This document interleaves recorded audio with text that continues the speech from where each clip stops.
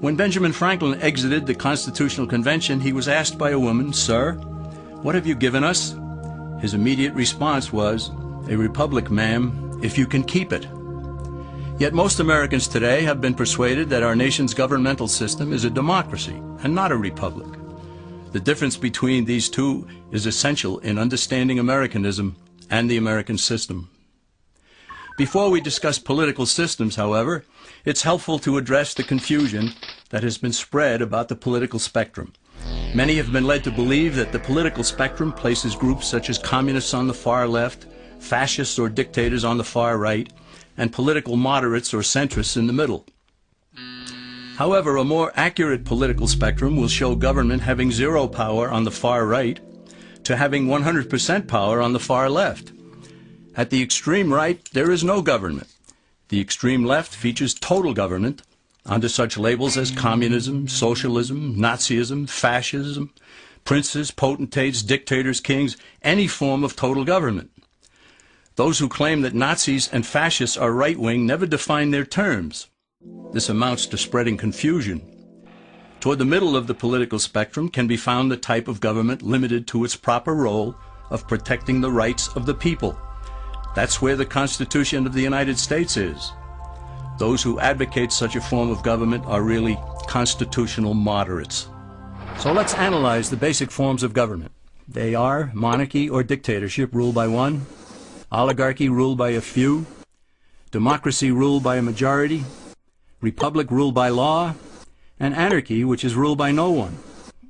In discussing these five, we'll see that they can be narrowed down to even fewer. Looking first at monarchy or dictatorship, this form of government doesn't really exist in the practical sense. It's always a group that puts one of its members up front. A king has his council of nobles or earls, and every dictator has his bureaucrats or commissars, the men behind the scenes. This isn't ruled by one, even though one person may be the visible leader. It's ruled by a group. So let's eliminate monarchy, dictatorship, because it never truly exists. Oligarchy, which is ruled by a group, is the most common form of government in all history. And it is the most common form of government today. Most of the nations of the world are ruled by a powerful few, and therefore oligarchy remains. At the other end, we find anarchy, which means without government. Some people have looked over history and found that many of its worst crimes were committed by governments, so they decided that having no government might be a good idea. But this is a mistake, because as the ancient Greeks stated, without law there can be no freedom. Our founding fathers agreed and held that some amount of government is a necessary force in any civilized, orderly society. In a state of anarchy, however, everyone has to guard life, liberty, and property, and the lives of family members. Everyone must be armed, and movement is severely restricted because one's property has to be protected at all times. Civilized people have always hired someone to do the guarding, a sheriff, a police force, or some branch of government. Once law enforcement was in place, the people were freer. They could leave their property, work in the fields, and so on. In short, the proper amount of government makes everyone freer. There are some who advocate anarchy, however, not because they want no government, but because they don't like what they have. They use anarchy as a tool for revolutionary change.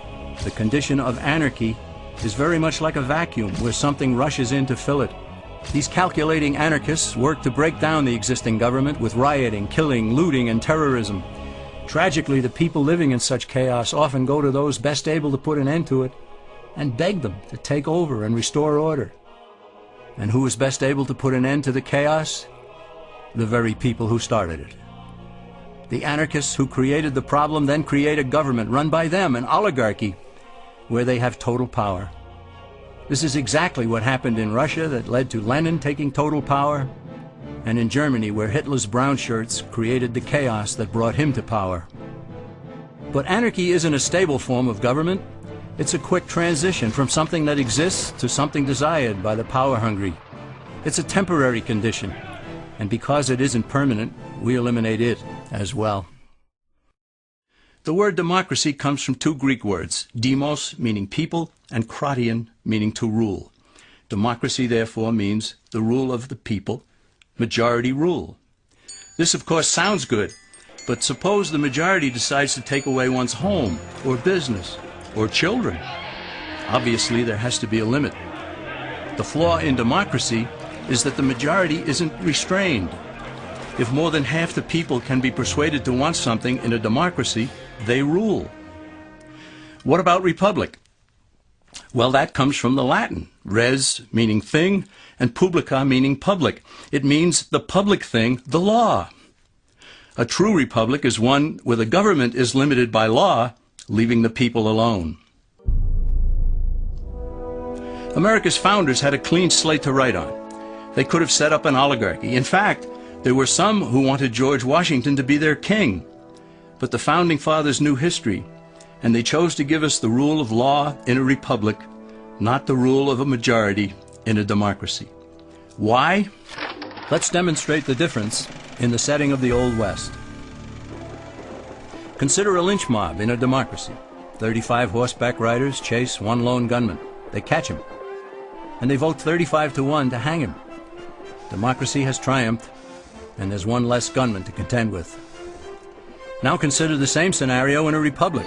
The 35 horseback riders catch the gunman and vote 35-1 to hang him, but the sheriff arrives, and he says, "You can't kill him. He's got his right to a fair trial." So they take the gunman back to town.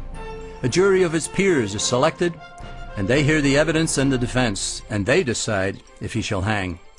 Does the jury even decide by majority rule? No, it has to be unanimous, or he goes free. The rights of the government aren't subject to majority rule, but to the law. This is the essence of a republic. Many Americans would be surprised to learn that the word democracy does not appear in the Declaration of Independence or the U.S. Constitution, nor does it appear in any of the constitutions of the 50 states. The founders did everything they could to keep us from having a democracy. James Madison, rightly known as the father of the Constitution, wrote in essay number 10 of the Federalist Papers, "Democracies have ever been spectacles of turbulence and contention, have ever been found incompatible with personal security or the rights of property, and have in general been as short in their lives as they have been violent in their deaths." Alexander Hamilton agreed, and he stated, "We are a republican government. Real liberty is never found in despotism or in the extremes of democracy." Samuel Adams, a signer of the Declaration of Independence, stated, "Democracy never lasts long. It soon wastes, exhausts, and murders itself." The founders had good reason to look upon democracy with contempt, because they knew that the democracies in the early Greek city-states produced some of the wildest excesses of government imaginable. In every case, they ended up with mob rule, then anarchy, and finally tyranny under an oligarchy. During that period in Greece, there was a man named Solon who urged creation of a fixed body of law not subject to majority whims. But where the Greeks never adopted Solon's wise counsel, the Romans did. Based on what they knew of Solon's laws, they created the 12 tables of the Roman law, and in effect built a republic that limited government power and left the people alone. Since government was limited, the people were free to produce, with the understanding that they could keep the fruits of their labor. In time, Rome became wealthy and the envy of the world.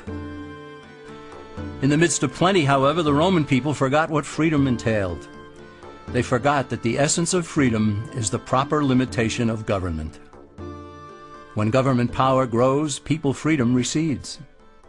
Once the Romans dropped their guard, power-seeking politicians began to exceed the powers granted them in the Roman Constitution. Some learned that they could elect politicians who would use government power to take property from some and give it to others. Agriculture subsidies were introduced, followed by housing and welfare programs.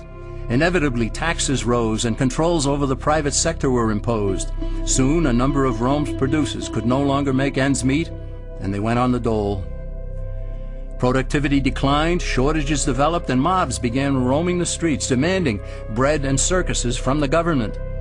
Many were induced to trade freedom for security. Eventually, the whole system came crashing down. They went from a republic to a democracy, and ended up with an oligarchy under a progression of the Caesars.